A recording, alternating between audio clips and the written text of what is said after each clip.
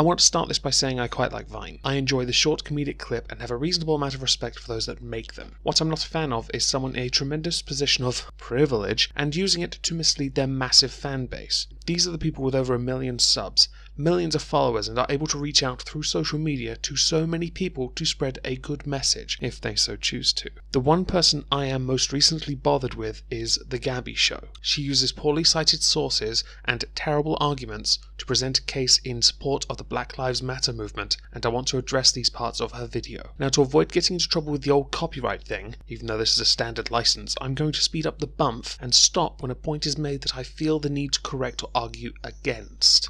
So I tend to avoid making videos like this for a few reasons. One, I try really hard to stay pretty non-political on the internet. Two, although I try every day to learn and expand my thinking, I know that I'm still probably not the most woke person, and I'm probably still really ignorant. In fact, not probably, definitely still very ignorant in a lot of topics. One topic of which you are ignorant in happens to be the focal point of this video, so now go ahead and play to your strengths.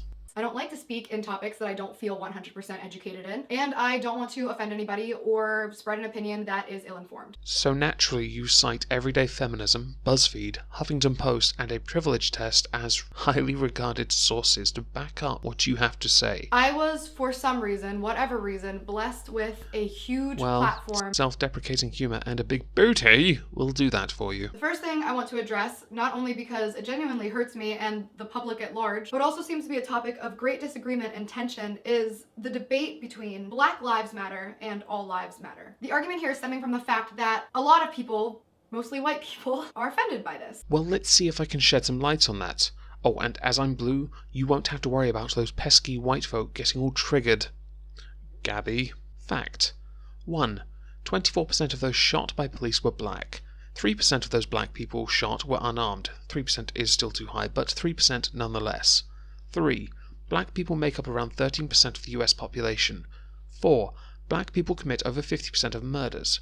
5. Over 2 times as many white people are killed by cops than black people. Now some will make the counter-argument to the total population, and I will dismiss it as it is not a good enough excuse for the crimes being committed when compared to those that abide the law. Also, let's not forget here, they are absolute numbers. You cannot now diminish and water down by percentage of population by race. 6. Police brutality is a problem, but it is not something solely aimed at black people. And 7, let's not forget that Michael Brown was not the innocent person that we have all been led to believe. The Black Lives Matter movement was built off a lie. Somehow people are taking the movement Black Lives Matter and reading it as Black Lives Matter, White Lives Don't. Now, I personally don't see anywhere in this hashtag only Black Lives Matter or Black Lives Matter more than other lives, yet somehow people are still becoming really offended and maybe even threatened by it. So, you talk about the Black Lives Matter movement, so let's go through some of the things Black Lives Matter want. They want to ban white people from meetings, although that failed in some instances.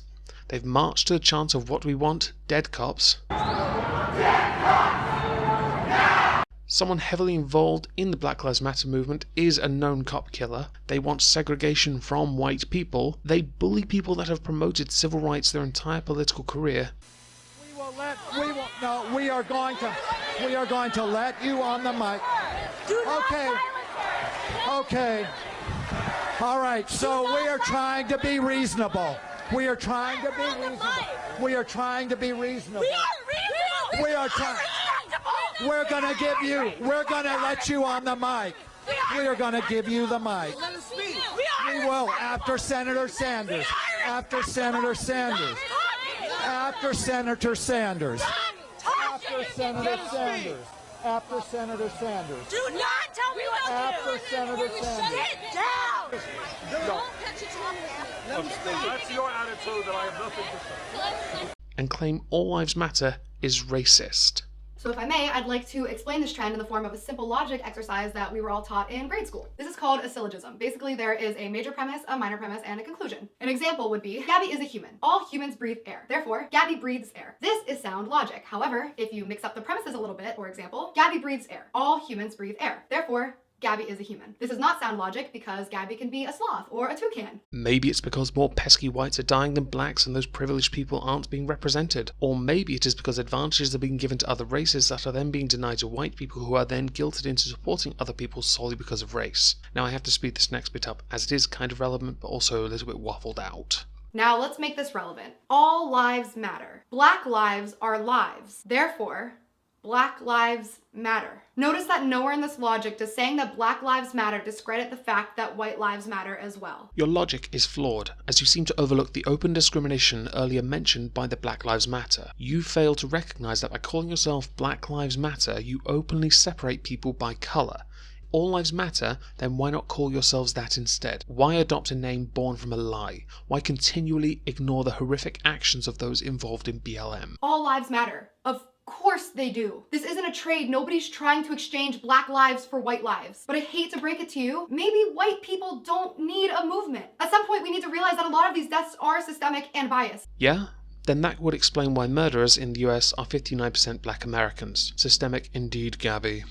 White people need a movement called the "Can other white people stop designating us by colour along with other people of colour and instead treat us as equal? If not, could we perhaps have a factory reset for society as this one appears to be failing?" Movement. Nobody's trying to tell you that white people also haven't been killed by officers, and nobody's trying to tell you that black people haven't also killed white people. But there does need to be awareness raised that if not racism, then at least a very deep-rooted prejudice still runs very deep in this country. If you don't agree with me, I'm willing to bet that there's a pretty solid chance that you're white. And that's not necessarily your fault for being uninformed. Well, I'm blue and clearly more informed than someone that studies psychology and communications. Ah, that's how you built yourself online. Well done, milady. I was ignorant for a really, really long time. I grew up in a town that was extremely sheltered from the rest of the world, incredibly racist. And while I never hated black people or other races or identified as a racist, I'm able now to look in hindsight at myself and realize that I was raised to believe certain things about certain races. Blah blah blah anecdotal evidence nonsense about human behaviour in the past. Can you get to the parts that are relevant to your sources, please? As most of us probably were. Nope.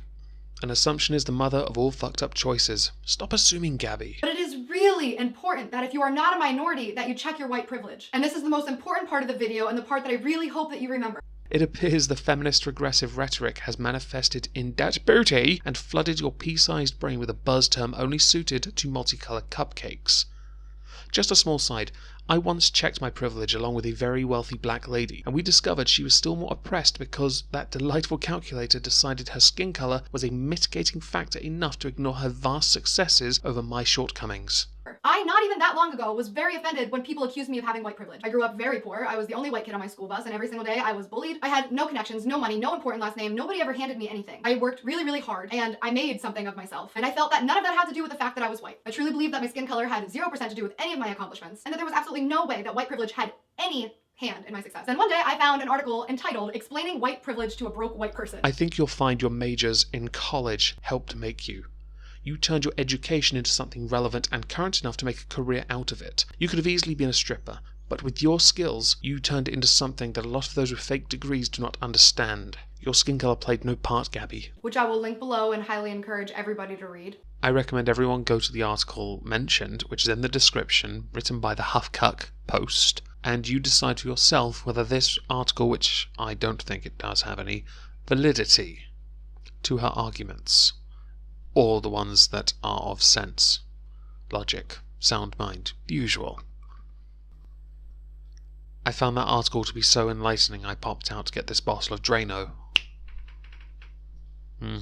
Real enlightening. Basically, this person had the exact same story as me, only way worse, and the author was recommended the book White Privilege, Unpacking the Invisible Knapsack. And I would like to just read a little excerpt from that. I can turn on the television or open to the front page of the paper and see people of my race widely represented. When I'm told about our national heritage or about civilization, I'm shown that people my color made it what it is. If a traffic cop pulls me over, or if the IRS audits my tax return, I can be sure I haven't been singled out because of my race. I can, if I wish, arrange to be in the company of people of my race most of the time. So you're reading from a passage about some white person noticing race a lot. Congratulations. Would you like a shot of my finest? This is getting really stupid now. By the way, if anyone's wondering why there's no sandwich, yeah, this does not warrant or deserve a sandwich. The thing that you need to remember is having white privilege doesn't make you a bad person, but denying that it exists is extremely detrimental to societal growth. I love that you think acknowledging it is progressive. I regard thought processes like that to be very detrimental to society. Have you considered that you should return the mythical white privilege that FemHQ has told you you have? No one is telling you that having white privilege means you've never struggled, or that you are racist, or that you've never worked hard for what you have. But it's very important that we take the time now to look inward and reflect and do some research. I'll be linking some articles and quizzes and things down below that really help me understand what I just didn't before, and I really, really hope that they help you too. Well, they didn't, because your articles were trash. You may have had some good arguments buried underneath all of that third-wave feminist regressive rhetoric, but it was buried very deep. My final word is that I am so incredibly sad by everything that's been happening lately, and I pray that we all are. Alton Sterling, Philando Castillo, the Dallas officers, Orlando, Christina Grimmie. It has been a really rough few weeks. I don't know what the answer is, but I do know that it probably starts with us all having a better understanding of each other so that we're not so fearful of one another. And while I agree with your initial comments, I feel they are lost under the weight of lies, misgivings, ill thought out logic, and a need to constantly determine who someone is by race, gender, sexuality, and faith. Clearly, the best way to deal with everyone is to openly discriminate against a race because reasons. Thank you for listening.